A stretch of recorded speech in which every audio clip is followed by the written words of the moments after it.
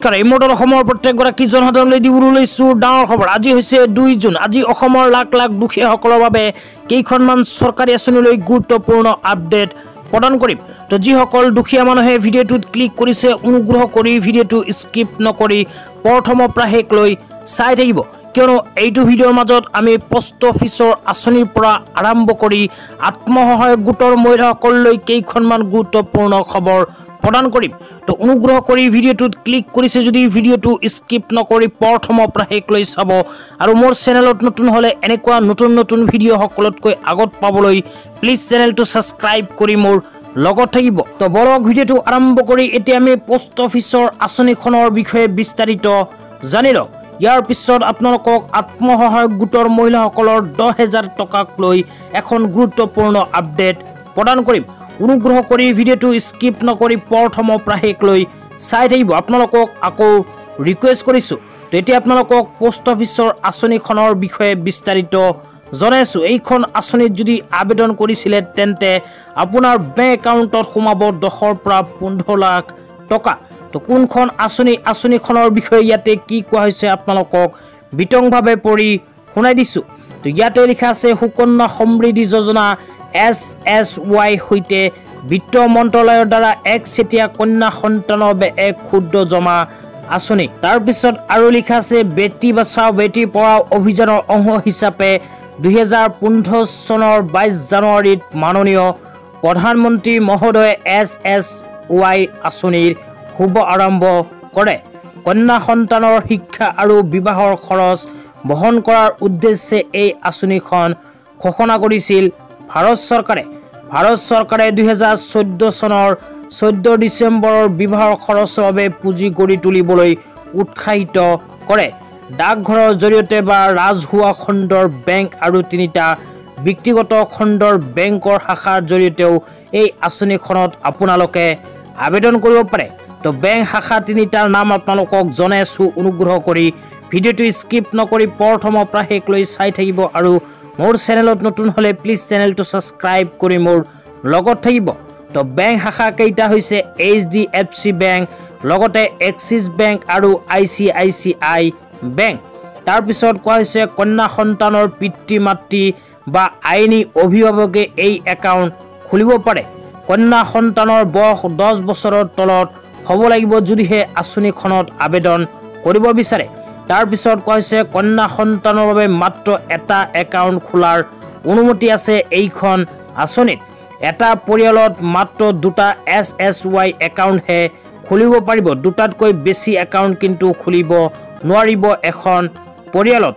তাৰপিছত আৰু কোৱা হৈছে ন্যূনতম বিনিয়োগ বছৰি 250 টকাৰ পৰা আৰম্ভ কৰি সৰ্বোচ্চ 1.5 লাখ টকা পৰ্যন্ত জমা থ'ব পাৰিব এইখন একাউণ্টত। তাৰপিছত কোৱা হৈছে মেচিউৰিটি পিৰিয়ডত 21 বছৰ।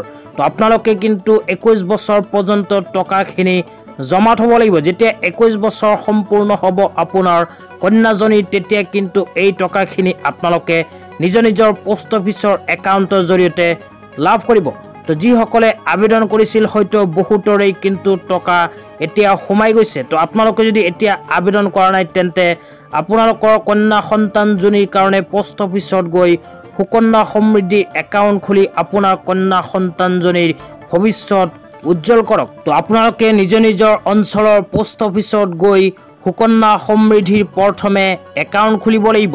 সুকন্যা সমৃদ্ধি একাউণ্ট খোলাৰ পিছত সেই একাউণ্টত আপোনালোকে বছৰি 250 টকাৰ পৰা আৰম্ভ কৰি সৰ্বোচ্চ 1.5 লাখ টকা পৰ্যন্ত জমা থ'ব পাৰিব।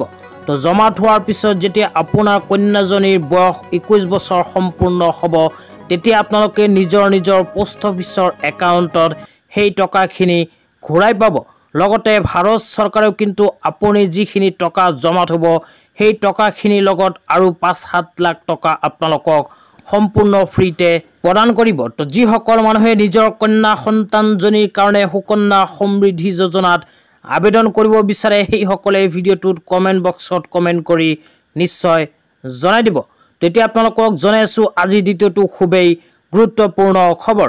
তো আজি দ্বিতীয়টো খবৰ হ'ল আত্মসহায়ক গোটৰ মহিলাসকলৰ বাবে তো যিসকল আত্মসহায়ক গোটৰ মহিলাসকলে ইতিমধ্যে 10,000 টকা পোৱাৰ বাবে মুখ্যমন্ত্ৰী মহিলা উদ্যমিতা অভিযান আঁচনিৰ ফৰ্ম ফিলআপ কৰি জমা দিছে সেইসকল আত্মসহায়ক গোটৰ মহিলাসকলৰ ভিতৰত বহু মহিলাৰ মোবাইল নম্বৰত কিন্তু আহি গৈছে ফৰ্ম সাবমিটৰ SMS লগতে বহু আত্মসহায়ক গোটৰ মহিলাসকলৰ মোবাইল নম্বৰত কিন্তু এতিয়াও SMS অহা নাই মই যোৱাকালি এখন ভিডিঅ' আপলোড কৰিছিলো সেই ভিডিঅ'ৰ কমেন্ট বক্সত বহুতেই কমেন্ট কৰিছে যে এতিয়াও মোৰ SMS খন অহা নাই তো কিয় অহা নাই SMS খন নাহিলে আপোনাৰ বেংক একাউণ্টত 10,000 টকা নুহুমাব নেকি তো এই বিষয়ত এতিয়া আপোনালোকক বিস্তাৰিত জনাই দিবলৈ চেষ্টা কৰি আছো অনুগ্ৰহ কৰি ভিডিঅ'টো স্কিপ নকৰি প্ৰথমৰ পৰা শেষলৈ চাব আৰু মোৰ চেনেলত নতুন হলে প্লিজ চেনেলটো সাবস্ক্ৰাইব কৰি মোৰ লগত থাকিব তো যিসকল আত্মসহায়ক গোটৰ মহিলাসকলে 10,000 টকা পোৱাৰ বাবে